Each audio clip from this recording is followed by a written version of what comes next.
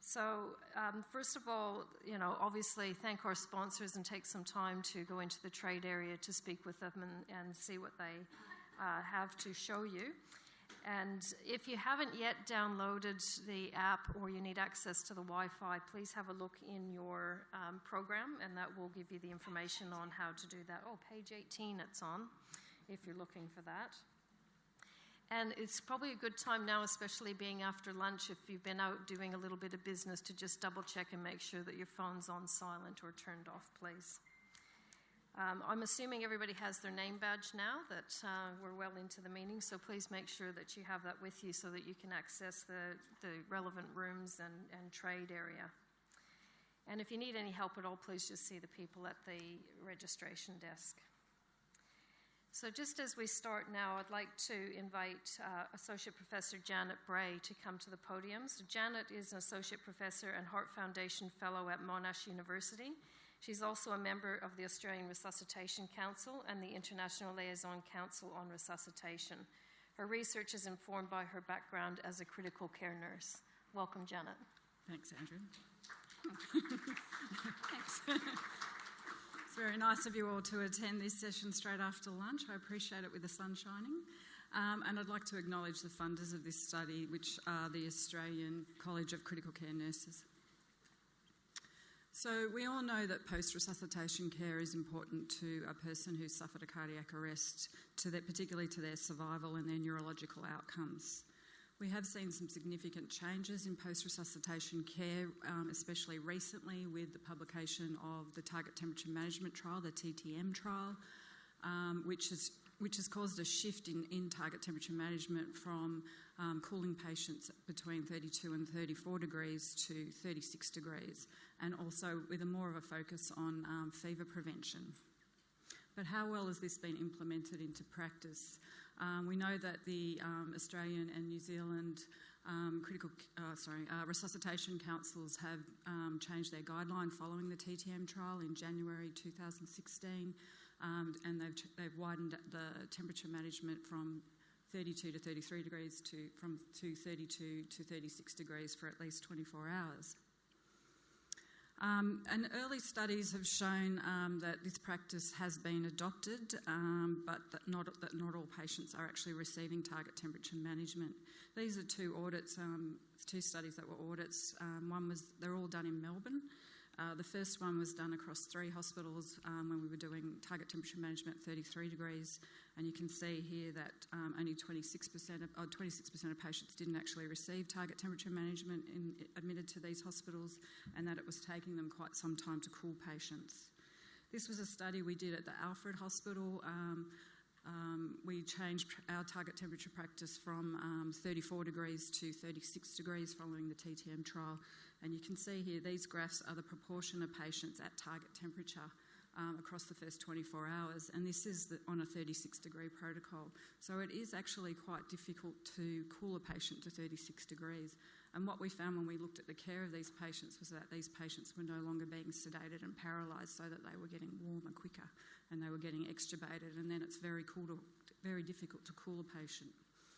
And we also don't know about other elements of post-resuscitation care, so we decided to do this survey of Australian and New Zealand ICUs.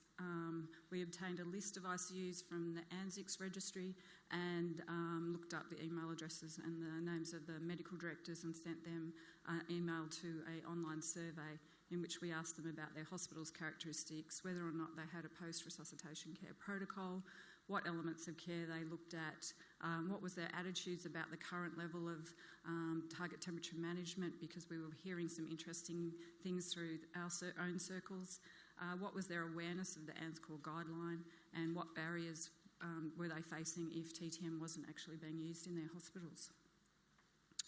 So we sent out 163 surveys and we only got 61 back, unfortunately, and not all of them responded to all questions either. Probably should have surveyed nurses.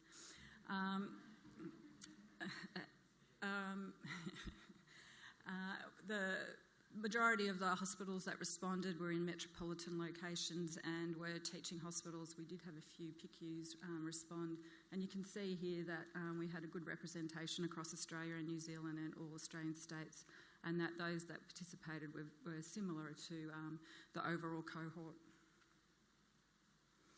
So the first thing we thought we better find out is whether or not they were actually admitting cardiac arrest patients, because we didn't want to have ICUs that weren't, and 2 of them actually didn't. So we excluded them from further analysis, so that brings us down to 59. And of that 59, 70% had a post-resuscitation care guideline or protocol in their ICU. This was not different by whether they were located in a metro or rural region, or whether they were a teaching or non-teaching hospital. We asked them what elements of their guideline that they had, and you can see that about 2/3 had parameters around blood pressure, oxygen, carbon dioxide and glucose, which are important to patients' outcomes. And only 2 ICUs that responded didn't actually use target temperature management, and then there was another 2 that didn't respond. And both of these were located in New South Wales. One was a metro teaching hospital.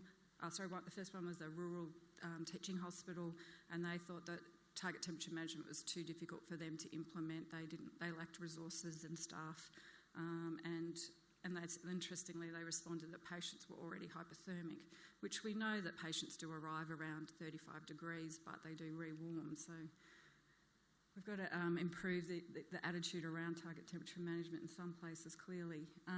But they did see it as a beneficial treatment, and they did have plans to implement it.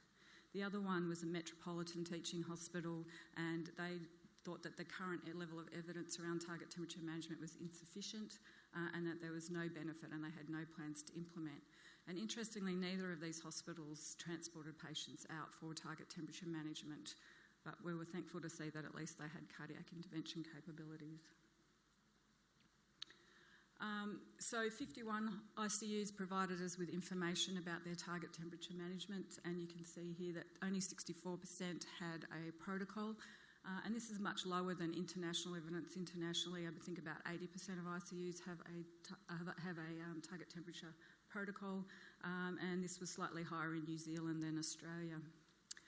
About 20% start TTM before ICU, and we know that the sooner it started, the better. And this might have been in the emergency department or in the ambulance service. And a whopping big 88% changed their target temperature after the TTM trial was published. And this is much higher than what's been reported internationally, which is between 12 and 50%. So 80%, 88%, and almost all of New Zealand ICUs seem to have changed practice, and the majority of Australians. And when we asked them what they'd changed their practice to, you can see the majority stated that they'd changed it to the TTM protocol, and then there were variations on the TTM protocol with regards to time, whether or not they were actually actively cooling patients now, and some ICUs reported targeting normothermia now as opposed to 36. And next we asked them what temperatures they were actually targeting, and we got a huge array, as you can see here. The majority were targeting between 33 and 36 degrees, but about 28% were, in some patients at least, targeting normothermia, which is a bit alarming because that's not what the TTM trial found at all. And 92% of these ICUs were in teaching hospitals, and all were located in Australia, which really annoyed me because I'm very competitive with New Zealand. And you can see here that the duration of TTM was being given for between 24 and about 36 hours in most of the ICUs. Next, we asked them about whether or not they had any concerns about the level of evidence, and you can see not all responded, but about half of those that did thought that there were issues with the current level of evidence around target temperature management. They thought that the current level was insufficient, that there were design flaws in those large trials, that there were issues with the efficacy of the trials, and that there were limitations around its applicability to practice because of the selection criteria of the patients and so forth. We asked them next about whether or not they'd read the ANSCOR guideline, and 2/3 said they had, but a few actually admitted that they had because we'd asked them this question. Very honest.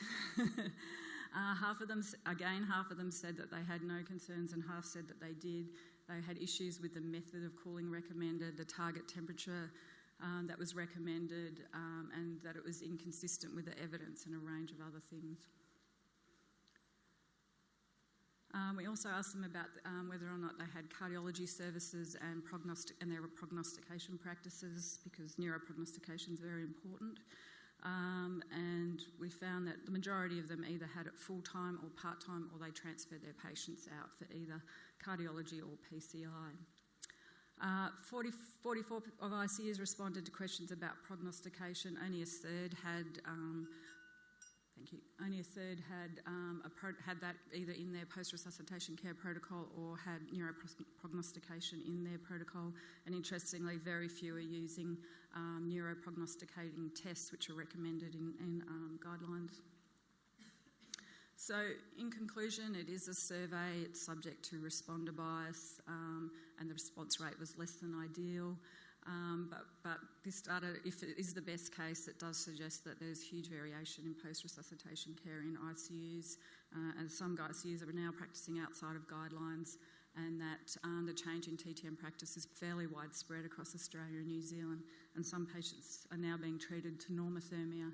And this is a paper that's literally been published this month, and this is using the ANZICS data and compares the period before the TTM trial to the period after. And they looked at lowest temp, highest temp and mortality. And you can see here that there was a downward trend in temperature prior to the TTM trial, and now it's heading upwards. And there's a lot more fever happening in ICUs, and mortality seems to be coming back up again. So this is something that I think we're going to have to keep a very close eye on. And these graphs are awesome. They're in this paper, and I highly recommend you have a look at them, because this is what they show when you slow them down. This is 2006 and this is 2016. You can see here that huge range in the lowest temperature in ICUs was happening. Then here about half of patients seemed to be getting therapeutic hypothermia. Here a little bit more, and mortality was coming down. And then here after the TTM2 trial, this is 2013, we see this huge shift in the lowest temperature, and this was 2 years ago.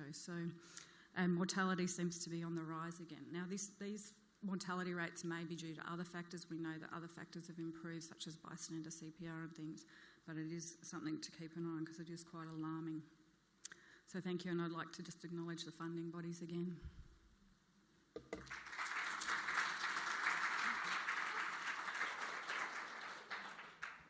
Thanks very much, Janet. Have we got any questions from the audience? I don't bite. Just wait. So they're recording it, so you need to talk into the mic. What's the Alfred doing now in terms of temperature aim? The Alfred, well, we presented that data to them, and we're now seeing, because what we were seeing before were these huge swings in temperature across the first 24 hours, and now they're giving patients sedation again, and we're seeing more of a flat line. But that does still vary between who's on, unfortunately. Is shivering shivering a problem? Shivering? Yes. It's not, well, I mean, it's not particularly, I think we saw it in about 12 to 20% of patients in our ICU, but it's something that you can control fairly well with paralysation, so, but you have to give that, and you have to have them obviously intubated and sedated. I was wondering, when I was watching you, about the temperature and the fact that your patient population was post-cardiac arrest patients. And I wonder if there is any correlation between the changes in management of neurological patients, that the temperature has changed, which used to be hypothermia and now it's not. So I wonder if the different groups has changed the practice in reality, the fact that one has changed and the other not, do you think could be... Do you mean neurological outcomes in patients? No, I mean different patients, like the neurological patient. So the temperature control used to be hypothermia and probably nowadays is not, whereas the post-cardiac arrest patient, we still have to use hypothermia. So I wonder if, because there are two different groups of patients, different management, I wonder the fact that people don't use hypothermia as ideally as the protocol says because other patients, the neurological, if there is... There's certainly going to be some patients who are contraindicated to therapeutic hypothermia, but you wouldn't think that that would change over time. So, and what we saw at the Alfred when we introduced a post-arrest protocol and a post-arrest team who would attend the patient in ED, we saw a dramatic improvement in survival. Our survival went up to 70% because we were bringing ICU treatment forward and everybody was getting a standardisation in care. And of interest, we're about to link this survey data to the ANZICS data so we can compare between ICU practices between what's happening and what's actually happening in real life. And we're doing a really large audit in hospitals across Victoria of their post-resuscitation care. So that will hopefully answer some of those questions around who's not getting target temperature management and why. Excellent. Thank you very much, Janet. Thank you.